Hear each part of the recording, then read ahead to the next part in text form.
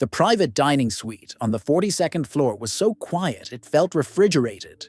A long obsidian table stretched toward the panoramic glass, where the evening over Dubai shimmered like a field of molten gold. Every chair was taken by a man whose watch cost more than her annual rent.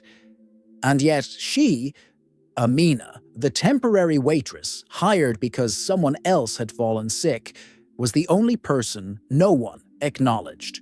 At the head of the table sat Sheikh Karim al-Rashad, a billionaire with an instinct for predation disguised as charm. His lawyers arranged papers by the millimeter. His advisors murmured in a clipped Gulf dialect that carried the soft threat of impatience. A contract worth $240 million lay open before him, the amber ink glinting under the recessed lights. Amina moved silently, pouring water, collecting plates, trying to fold herself into the margins of the room. Her posture was careful, almost apologetic. She had mastered the art of occupying the smallest possible space. Her life outside this room was a sequence of unpaid internships, scholarship rejections, and the slow erosion of a doctorate she once dreamed of finishing. She was here only because rent was due, and invisibility paid better than pride. When she reached the sheikh, he did not look at her. He flicked 2 fingers toward his glass, still speaking to his chief negotiator. Then, with a faint smirk, he shifted into that same clipped dialect and said, "Even the girl pouring water knows nothing of what's being signed." Amina's hand trembled, slightly, not enough to spill. She inhaled. And then, in calm, flawless classical Arabic, she answered him. The room froze around her. He stared at her walking away, unable to understand how he had missed someone like her. The sound that followed her reply was not silence. It was the collapse of a room's hierarchy in real time. 40 seconds earlier, she had been a shadow delivering glassware. Now every man at that obsidian table watched her with the startled tension of witnesses who had just misjudged the most invisible person present. Amina set the crystal jug onto the sideboard, hands steady despite the tightness in her ribs. She could still feel the vibration of her own voice, the classical register echoing inside her like a memory of who she used to be. Once back at the institute in Beirut, that voice had been her entire identity. Philologist, archivist, the woman who could trace a text's lineage by cadence alone. Now she was a waitress. Behind her, a chair scraped. The sheikh's chief advisor, a tall man with an immaculate beard and eyes sharpened by entitlement, leaned forward. "What did she say?" he asked in English, as if her words were too improbable to process. Sheikh Karim answered without looking away from her. "She told me the ink on my contract is older than my manners." There was a flicker of amusement in the room. Nervous? Brittle? Not because her words had been humorous, but because men worth billions suddenly felt the edges of a new presence. A rival. A witness. Something they had not accounted for. Amina wished she could vanish again. Her pulse thudded at her throat, a reminder that attention was the most dangerous currency she could attract. Attention led to questions. Questions led to the past she was running from. Visa deadlines. Unpaid research grants, the humiliating pivots she had been forced to make. She kept her eyes low, retreating toward the service alcove. But the maître d' intercepted her. "They want you to stay," he whispered. Amina blinked. "Why? My shift is done." He hesitated. "The sheikh requested it.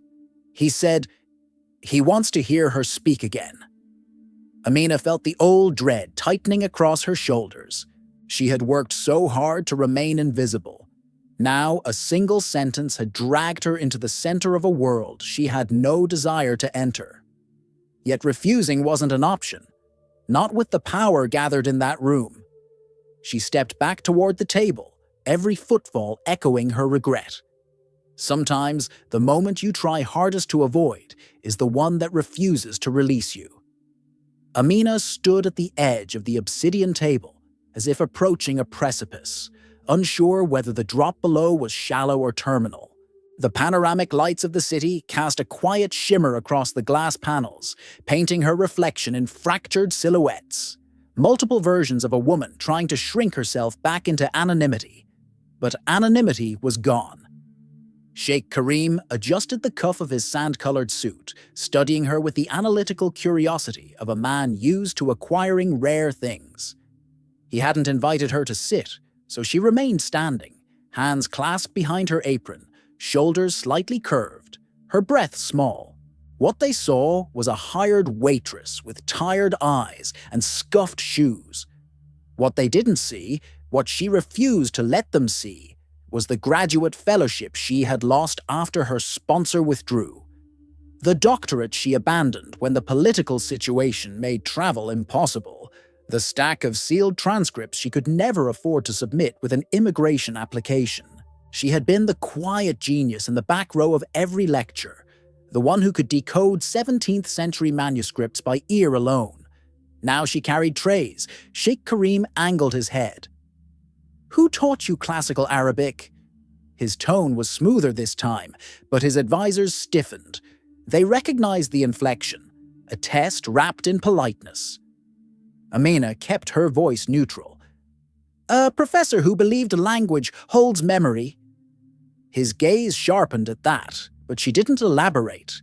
To explain would be to expose the failure she lived inside, the research institute she'd been forced to leave, the archive she'd never finished cataloging, the mother she still sent part of her paycheck to, even though she could barely cover rent. A lawyer across the table murmured to the sheikh in a dry Gulf dialect, something about the contract signing needing to proceed. But Karim lifted a hand. The room obeyed. "A woman with your command of language shouldn't be serving water," he said. She didn't respond. Compliments from powerful men were rarely gifts. More often, they were probes, thin blades searching for leverage. "All the same," he continued, "you will remain here. I want you to listen to the presentation, since you seem unexpectedly qualified." She feared that staying meant risk, being noticed, being evaluated, being remembered. Yet she nodded. Sometimes survival demands silence, even when you know silence is the most dangerous answer. Amina took a single step back, positioning herself near the wall where the marble met the velvet drapery, close enough to observe, far enough to pretend she didn't exist. The table lights dimmed slightly as the presentation crew prepared their slides, casting long amber shadows that made the suite feel like a chamber of secrets rather than a dining room. She told herself she wasn't part of this. She was an observer, a placeholder. But the room had already decided otherwise. A projector hummed to life. On the screen appeared an illuminated manuscript, aged parchment, ornate calligraphy, margins gilded with a shimmer that mimicked sunlight trapped beneath varnish. The artifact at the center of the deal, a supposed 17th century diplomatic charter between two now-defunct emirates, worth $240 million if proven authentic. The sheikh planned to acquire it, display it in his private archive, and use it to strengthen his family's historical claims. The lead expert, an elderly European with silver-framed glasses and a reputation as a provenance oracle, cleared his throat. "Gentlemen, what you see before you is absolute perfection. Ink composition aligns with the period. Seal impressions are consistent. Paper fibers match samples from regional archives." Amina kept her expression still, but something inside her tightened. Not doubt. Not yet. Just discomfort. There was a rhythm to genuine manuscripts, an uneven breathing, a natural variance in the pressure of each stroke. But the writing on the screen felt too even, too rehearsed. The illumination borders were flawless. No microfractures, no pigment darkening in corners where moisture might have settled. Even from across the room, she sensed the uniformity. Still, she said nothing. One of the advisors lifted his pen. "We appreciate your confidence, Professor, but what of the diplomatic clauses? Several historians noted unusual phrasings. The expert waved a dismissive hand. Poetic formalities of the era. Nothing more. Amina felt a quiet pulse in her ears. Poetic? No. She studied classical forms long enough to know that specific constructions were reserved strictly for religious texts, not diplomatic agreements. But maybe she was imagining it. Maybe exhaustion was distorting her instincts. She folded her hands tighter behind her back. She wasn't supposed to be analyzing anything. She wasn't supposed to hear this at all. Yet as the presentation advanced, the tension in her spine began to coalesce into something sharper, an intuition she had spent years training but had sworn never to use again. Sometimes the truth begins as a whisper you try very hard to ignore. The lights dimmed further as the next slide appeared, an extreme close-up of the manuscript's scriptwork. The letters shimmered under forensic magnification, each curve appearing deliberate, confident, unbroken. Too unbroken. Amina pressed her fingertips lightly against her apron to keep them from trembling. She wasn't part of this world anymore. Scholarship, authentication, linguistic patterning. She had buried all of that beneath double shifts and disappearing dreams, but the instincts she tried to silence crawled back with unwelcome authority. Professor Aldwell, the provenance expert, continued with theatrical certainty. You can see here the typical pressure recession between terminal strokes, perfectly consistent with reed pen instruments of the 17th century. A forger could not replicate these micro-reactions without leaving detectable hesitation. Amina's brow tightened. Detectable hesitation wasn't the issue. The absence of hesitation was.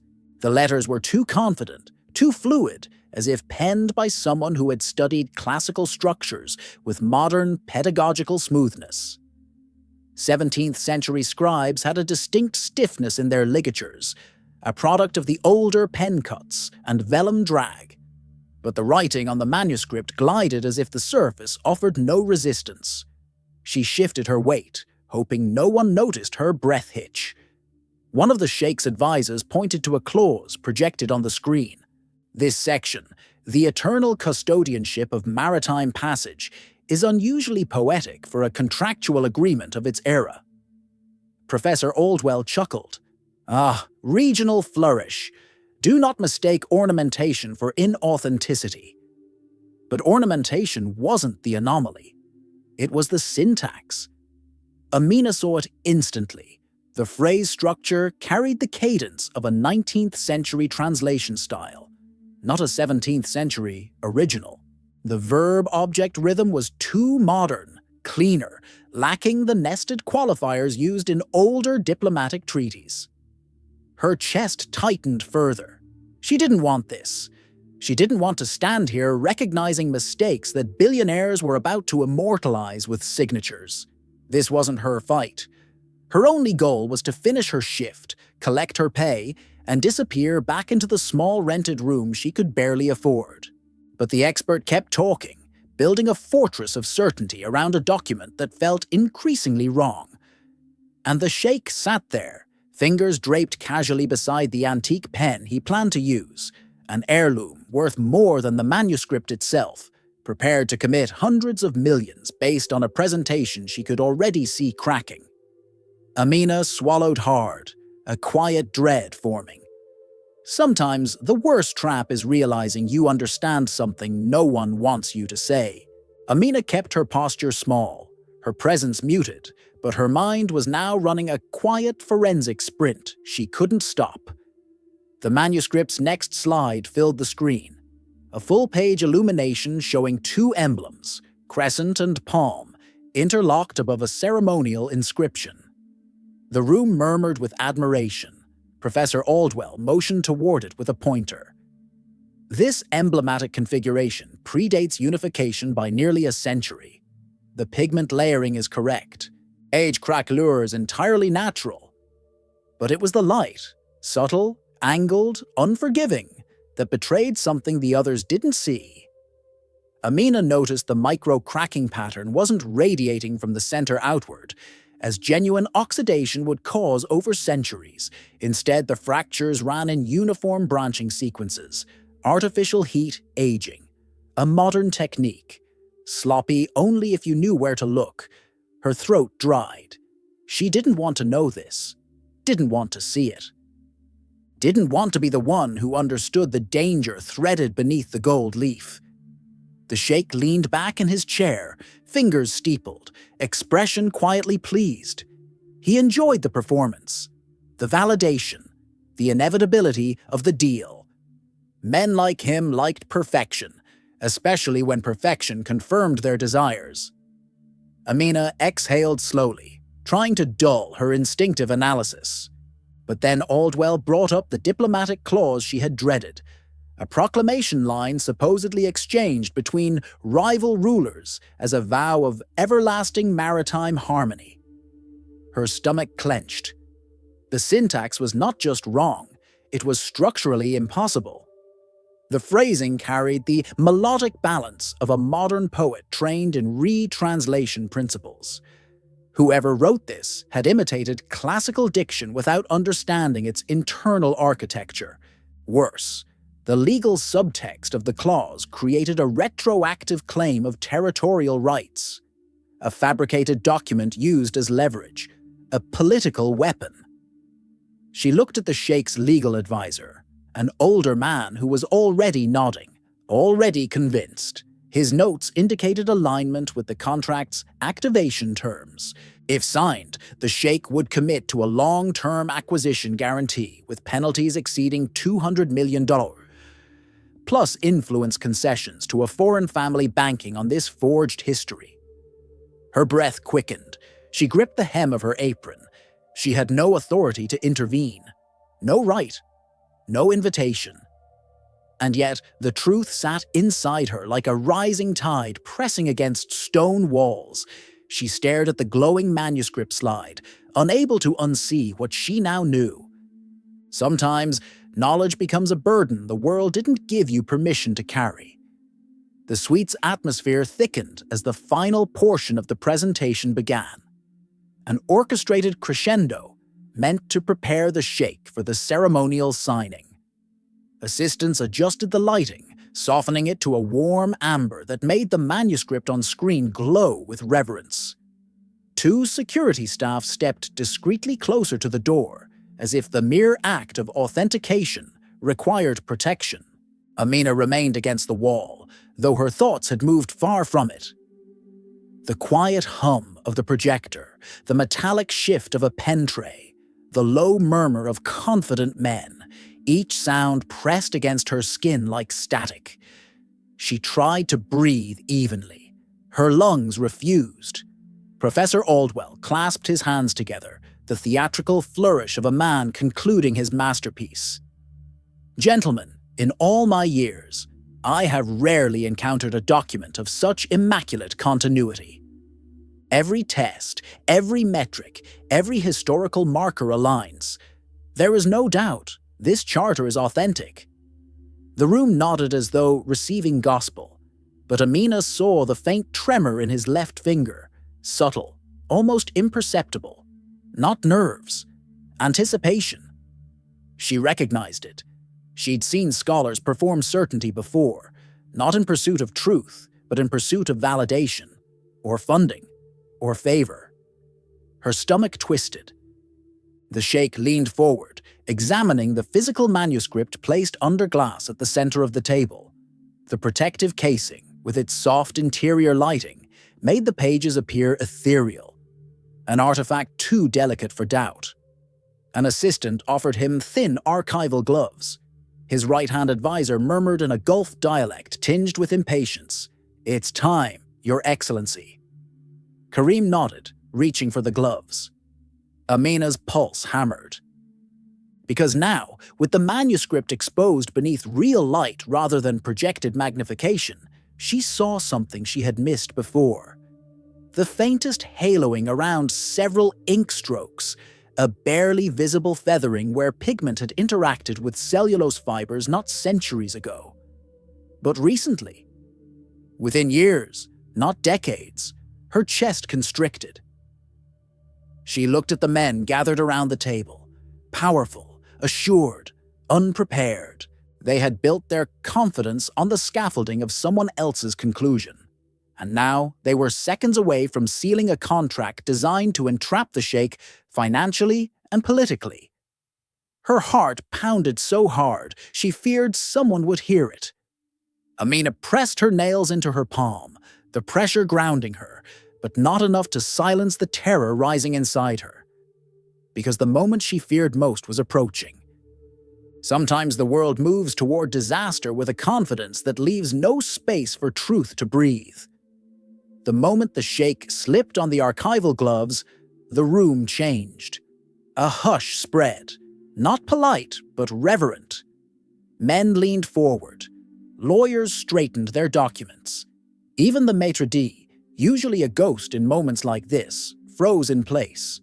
The contract sat open beside the glass case, awaiting the signature that would bind $240 million and a political legacy to what Amina now knew was a beautifully engineered lie. She tried to steady her breathing. She had promised herself she would stay silent.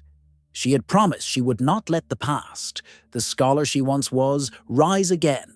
But the manuscript's surface under real light revealed what the projector had disguised. A shimmering residue along the right margin, almost invisible unless one understood how aged inks interacted with humidity. She did. Old iron gall ink sank into fibers, oxidizing into the paper itself. But this residue floated, pigment sitting atop the surface like a modern composite. It was the kind of inconsistency that, once seen, could never be unseen. Her fingers twitched. Aldwell didn't notice. He was gesturing toward the lower seal, a dark red emblem impressed with ceremonial authority. "This seal," he announced, "is untouched. No sign of reapplication. It confirms the document's unbroken lineage." But Amina saw the contradiction instantly. The pressure pattern was wrong. Real pressure created depth variation, minute gradients where wax thinned, pooled, or cooled unevenly. But this seal had uniform depression, symmetrical to the millimeter. A mechanical press, not a hand-sealed artifact. Her heartbeat lurched. She blinked twice, hoping fatigue had misled her. But the longer she stared, the clearer it became. The seal was perfect because it had never lived a day in real history. The sheikh touched the edge of the glass case, preparing to lift the lid. Amina felt the room tilt, because now she spotted the anomaly that cemented everything. The micro-abrasion across the left folio, faint but linear, the kind made by a modern edging blade used to artificially distress bound sheets.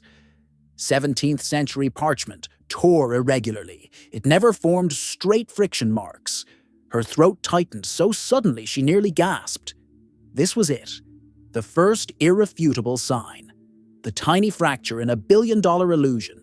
And she understood, with a kind of cold, sinking clarity, that if she remained silent, even for another minute, the sheikh would sign, the trap would spring, and the consequences would be irreversible. Sometimes the smallest flaw becomes the only truth strong enough to stop a catastrophe. The sheikh lifted the glass lid with ceremonial care, as though unveiling a relic destined to rewrite the past. The manuscript breathed in the open air, its pages glowing softly under the amber lights. Advisors leaned forward, pens ready. The notary adjusted his stamp. The contract's signature line gleamed. Amina felt her pulse spike so violently she had to grip the edge of the drapery behind her.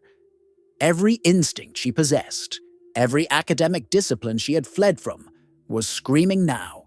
Not subtly, not in whispers, a visceral alarm. She told herself to stay silent, to protect herself, to remember that this world was not hers. But the sheikh selected his antique pen, an exquisite gold instrument inherited from his grandfather, and poised it over the contract. The room stilled. Her mouth opened before she could stop it. "Your Excellency." The words slipped out, soft but clear, carrying across the suite like a crack in glass. Heads snapped in her direction. The maitre d' paled. One of the security guards straightened, hand hovering near his earpiece. The sheikh did not lower the pen. But he looked at her, truly looked at her, for the first time since she'd stepped into the room. "Speak," he said. It wasn't permission. It was a challenge. Amina swallowed, her throat dry as dust. "There is an inconsistency on the document." A wave of offense rippled across the table. One advisor scoffed, another leaned back, lips pressed into disdain. Professor Aldwell blinked in surprise, as if the idea of being questioned were an unfamiliar sensation. "Inconsistency," the expert repeated, almost amused.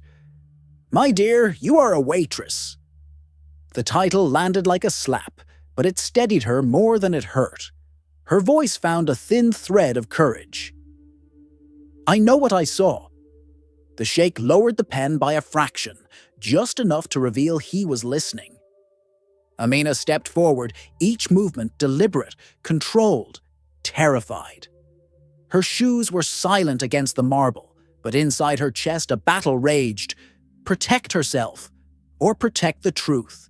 She stopped at a respectful distance from the table.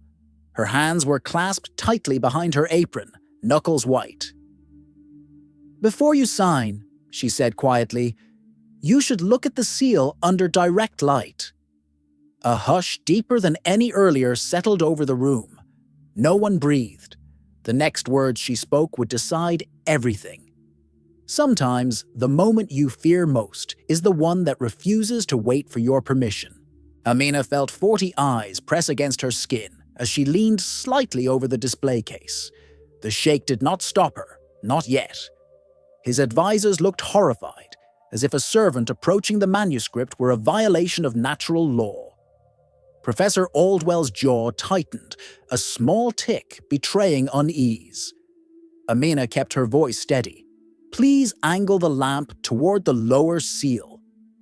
The sheikh gave a slight nod. An assistant reluctantly adjusted the brass reading lamp, sending a narrow column of white light across the wax impression. And then the room saw it. Amina pointed, carefully, without touching. "Here. Notice the depression lines." Aldwell forced a laugh. "Normal wear. The seal is centuries old." "No," she replied softly. "Normal wear creates irregular recession. Depth variation. Here." She traced the air above the seal. "It is symmetrical, mechanically impressed, uniform. No natural cooling pattern." The advisor to the sheikh leaned forward, squinting. His expression changed. Aldwell spoke again more sharply. "Lighting artifacts, nothing more." Amina didn't look at him. Then examined the ink feathering near the right margin. She gestured, her fingertip hovering millimeters above the folio. Old iron gall ink oxidizes into the paper fibers, but this pigment sits on the surface. The feathering shows modern capillary spread, not 17th century composition. Silence deepened. Her heart pounded so loudly she feared it would betray her. One of the younger lawyers frowned. "Professor, she's right. Look at the pigment lift." Aldwell's voice cracked. "This is absurd. She's a waitress." Amina inhaled slowly. "And the abrasion line here, left folio. A straight edge. 17th century parchment never tears along a perfect segment. Someone used a modern blade to mimic age." A murmur rippled around the table. This one sounded different, fear rather than indignation. Aldwell's composure finally fractured. "Your Excellency, this is misinterpretation. She lacks context." But Amina wasn't finished. She lifted her gaze, first time she had looked directly at the sheikh since the night began. There was one more anomaly. Her voice thinned with the weight of what she was about to expose. The diplomatic clause itself. The syntax belongs to a much later translation tradition, No scribe of that era would have structured it this way. It's an anachronism hidden in ornamented phrasing. The Sheikh's eyes narrowed, sharp as flint. Professor Aldwell exhaled a trembling breath. This charter, Amina said quietly, is a recreation. Beautiful, sophisticated, but not authentic.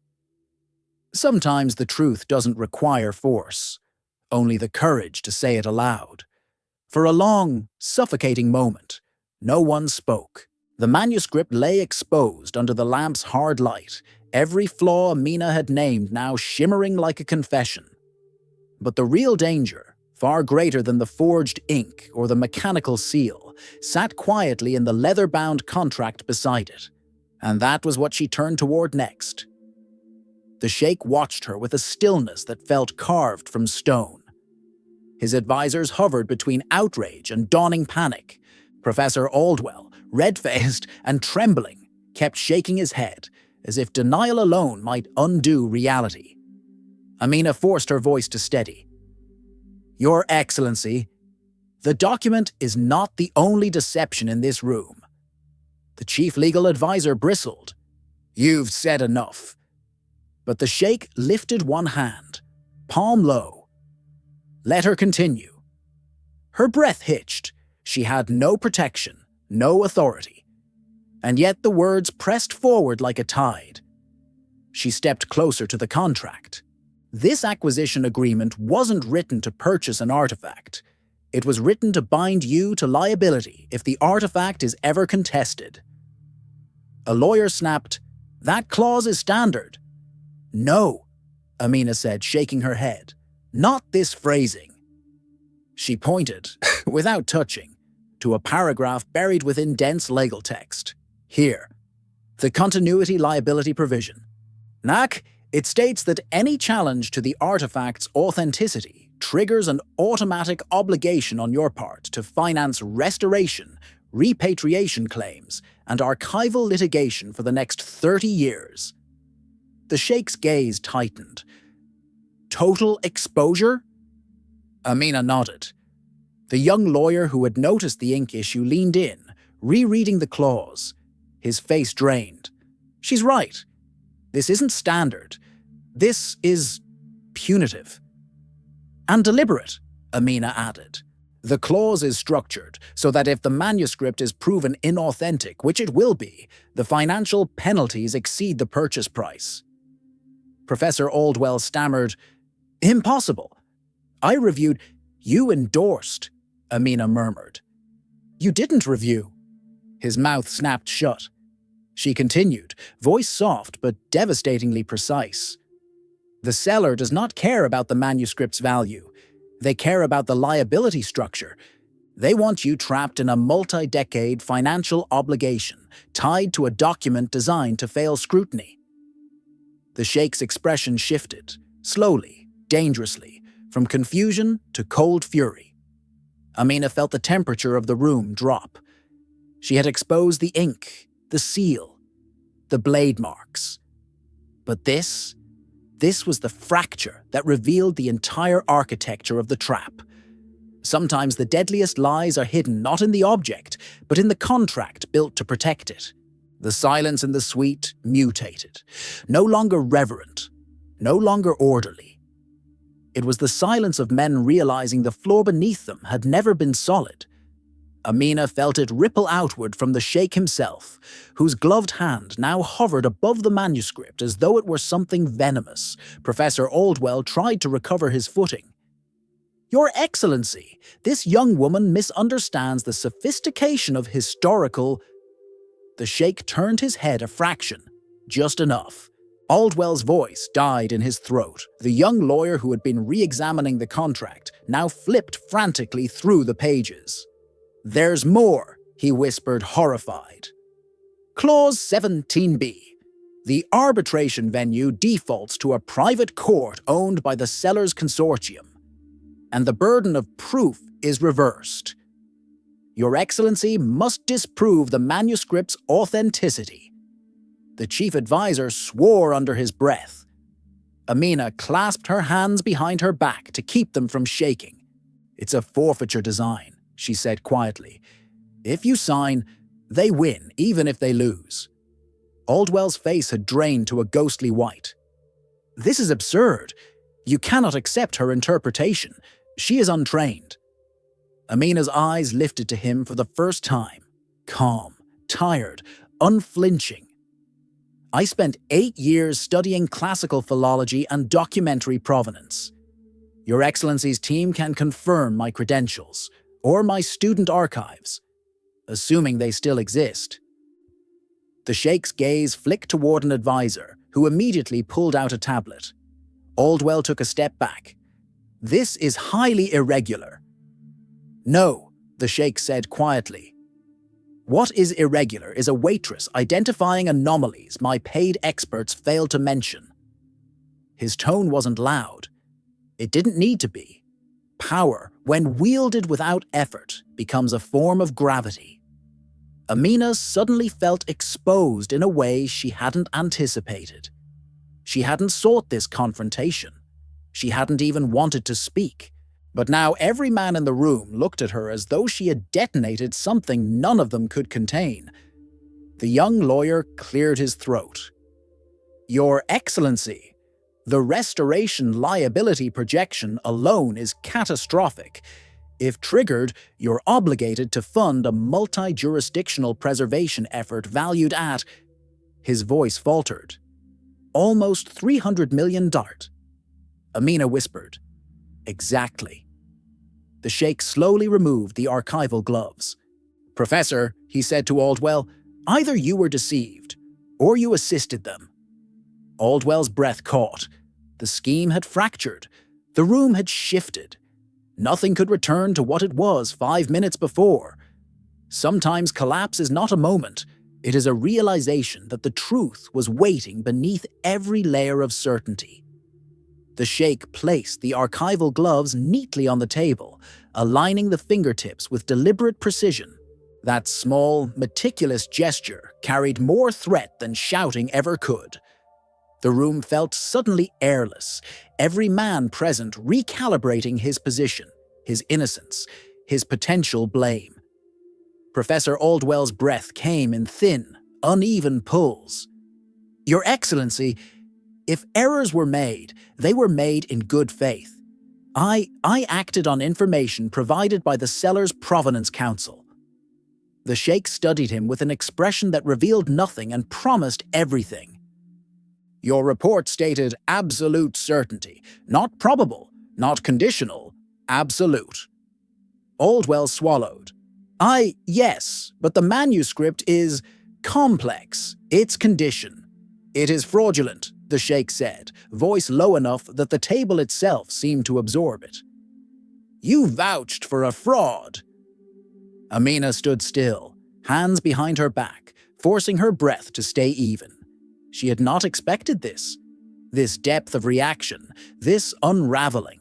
Her entire goal had been to prevent a signature, not ignite a reckoning. The young lawyer cleared his throat softly. Your Excellency, the Sellers' representatives are waiting in the adjoining lounge. They expect the signing in the next few minutes. The Sheikh's lips curved into a faint, dangerous line. Send them home. A rustle shot across the room. Surprise, alarm, relief, fear, all mixed. But the Sheikh wasn't finished. His gaze returned to Aldwell. Before you go, he said, answer one question. Aldwell froze. When did they approach you? Aldwell blinked rapidly. I don't understand. When? The Sheikh repeated. Did they approach you with compensation, or promises, or pressure? Amina felt a coldness run down her spine. She recognized what this was. The forensic interrogation that follows the exposure of a trap. It was clinical, inevitable, surgically precise. Aldwell stammered, sweat beaded at his hairline. I was not bribed. No? The Sheikh asked softly. Then you are incompetent. Choose. A whisper of panic crossed Aldwell's face. Incompetence ruined careers. Bribery ended lives. Aldwell's voice cracked. I may have relied too heavily on their preliminary data. You abdicated your duty, the sheikh replied, and endangered mine. Amina inhaled sharply, not out of sympathy, but from the force of truth landing exactly where it belonged. The sheikh turned to his advisors. Prepare a full breach of fiduciary review and notify my compliance director. No one associated with this acquisition is to leave the building until their statements are recorded. Aldwell swayed, defeated. Sometimes accountability begins not with accusation, but with the courage to ask the one question a guilty man cannot answer. Amina stood very still, as though any movement might reset the storm she had unleashed. Men paced. Lawyers whispered urgently into phones. Security blocked the exits with a subtle but unmistakable firmness. The air tasted metallic, charged with the sudden collapse of confidence. But amid the chaos, the sheikh remained seated, calm, calculating, studying the manuscript as though it were a failed illusion. Then, slowly, he lifted his eyes to her. Come closer, he said. Her pulse hammered. She stepped forward, stopping at a respectful distance. She didn't lower her gaze this time. Something in her had shifted. Invisibility was no longer available to her, no matter how much she ached for it. You recognized the anomalies before any of us, he said. Explain how. She hesitated. Every detail of her past felt like a fragile artifact she had locked away. But the room was waiting, silent, suspended. I studied classical philology, she said, textual forensics, manuscript lineage, before I lost my funding. He considered her, brow furrowing slightly. Why are you here? Serving water? Amina felt heat rise to her face. Because scholarships end, visa deadlines don't, and rent in this city does not wait for academic hope. The sheikh absorbed that, his expression unreadable. But something flickered behind his eyes. Recognition, perhaps, or guilt. An advisor leaned toward him. Your Excellency, shall we escort the seller's representatives out? Yes, he replied. But not before we secure every communication record they brought. Chaotic footsteps echoed briefly, then faded as security moved efficiently. Amina's attention drifted to the manuscript again. Under the harsh lamp, the false seal looked almost embarrassed, its artificial perfection suddenly garish, exposed. She felt an unexpected ache in her chest. Forgery wasn't merely deception, it was a violation of history itself, of the fragile trust between those who preserve knowledge and those who exploit it. The sheikh tapped the glass casing lightly. This could have rewritten my family's lineage, he murmured, anchored political rights for generations, and yet, Amina completed the thought quietly. It was engineered to fail just soon enough to cost you everything. He nodded once, slow. Several advisors exchanged uneasy glances. The power dynamic in the room had shifted, tilted, realigned around the woman who wasn't meant to speak. Amina felt exposed, but also, for the first time in years, seen. Sometimes a room rearranges itself the moment someone stands where they were never expected to stand. The suite had shed its earlier elegance. The obsidian table, once a symbol of control, now resembled an operating surface where a body of lies had been dissected. Advisors huddled in tense clusters. Lawyers compared clauses with the frantic energy of men trying to understand how close they had come to professional ruin. Only Amina remained still. Her palms were damp, her breath too shallow, but her posture stayed measured. She refused to show the fear tightening her ribs. The sheikh watched her with an unsettling intensity, not predatory, but analytical, as if she were the missing variable in a complex equation. At last he spoke. You said the clause structure was impossible for its era.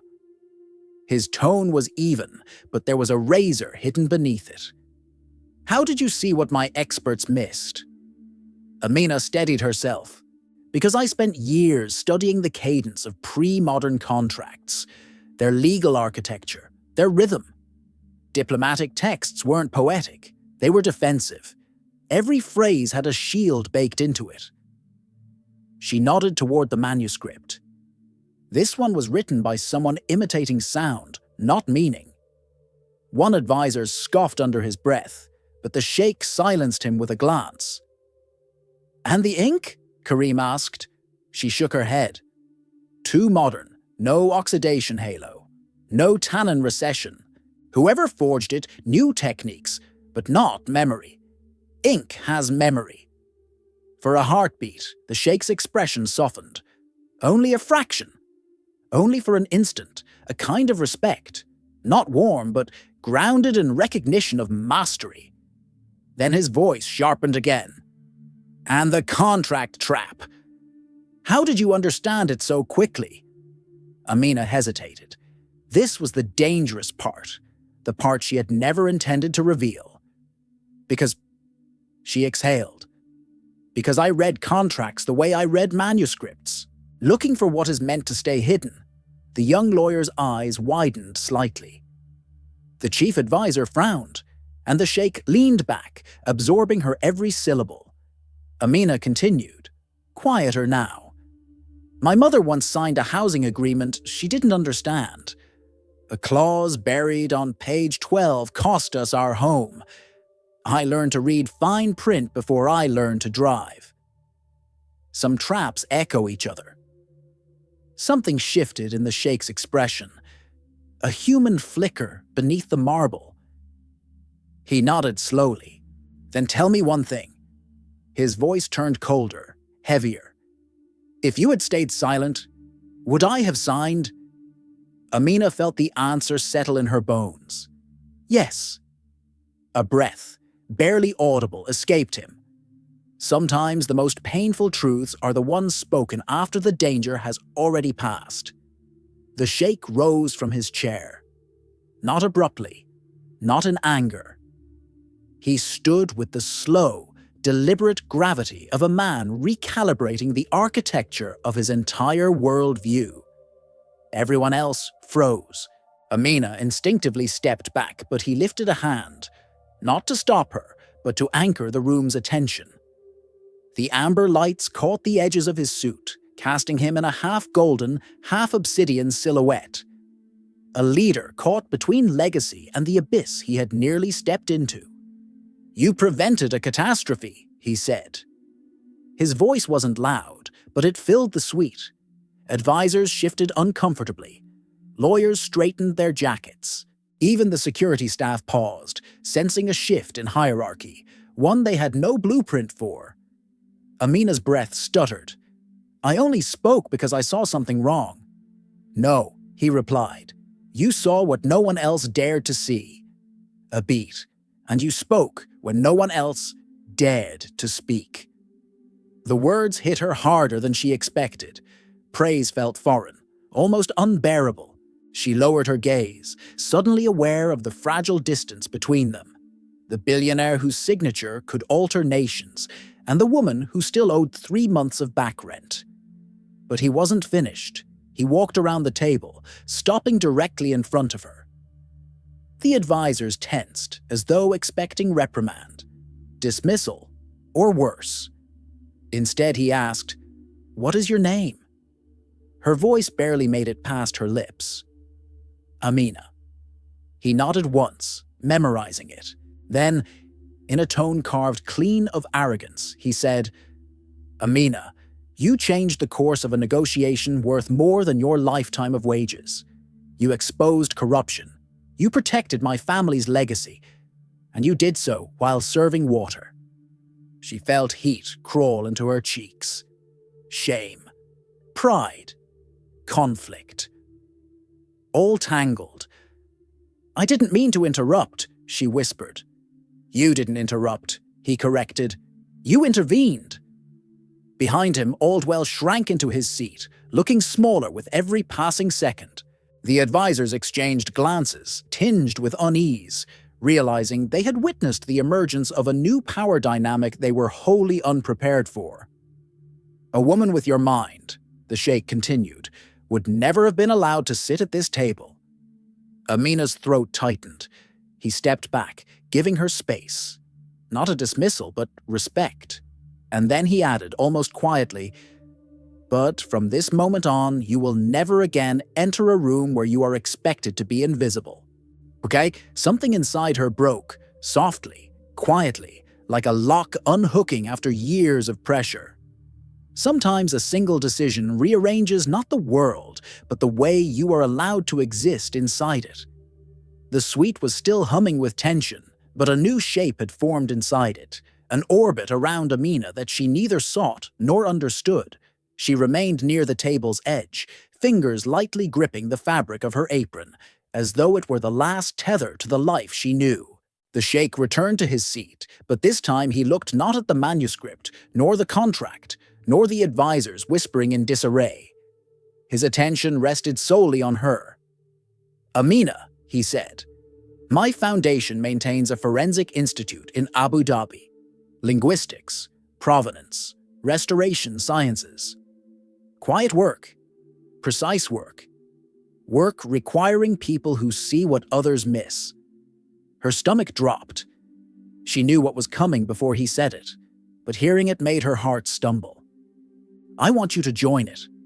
The words were simple, but they cracked something open inside her. Fear, longing, disbelief.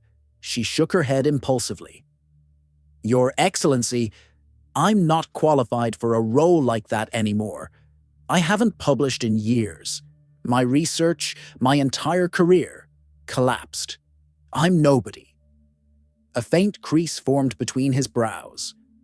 "You saved me from a $240 million liability in under an hour. You dismantled a forged charter my experts spent 3 months validating. And you uncovered a contractual trap designed to destroy my financial position for decades." He paused. "Don't tell me you are nobody." Amina felt the room tilt. Everything she had fought to hide, her failures, her abandoned doctorate, her fear of being seen, stood exposed. "What I did tonight," she swallowed. "It was an accident, a reflex." "Truth often appears as a reflex," he replied. "That is its nature." Her chest tightened.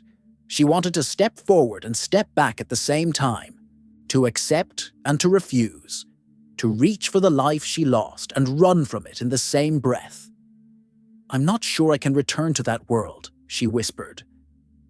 The sheikh leaned forward, elbows resting lightly on the table. The posture was not commanding, it was earnest, almost human. "Then do not return to it," he said. "Begin again." The words lodged in her throat, dangerously soft, dangerously possible. Behind him, the city glittered through the window, thousands of lights shimmering like alternate futures she had never dared imagine. Sometimes the door you fear the most is the only one that was ever meant to open.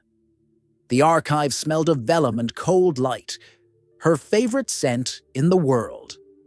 Amina stood alone in the climate-controlled chamber of the Abu Dhabi Forensic Linguistics Institute.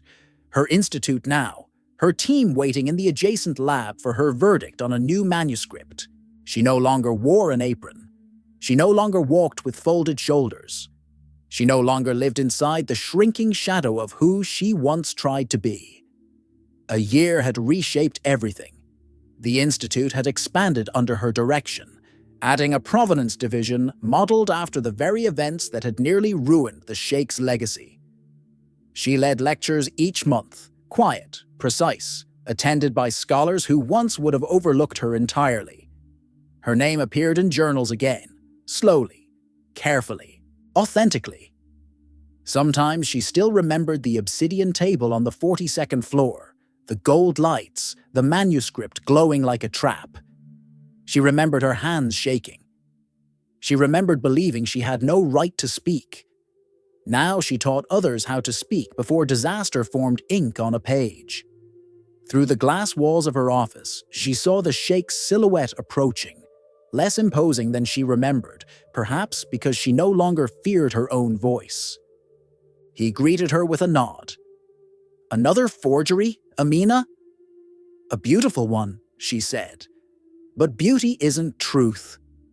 She closed the file, feeling the weight of who she had become. Sometimes a single moment of courage is enough to rewrite the entire story.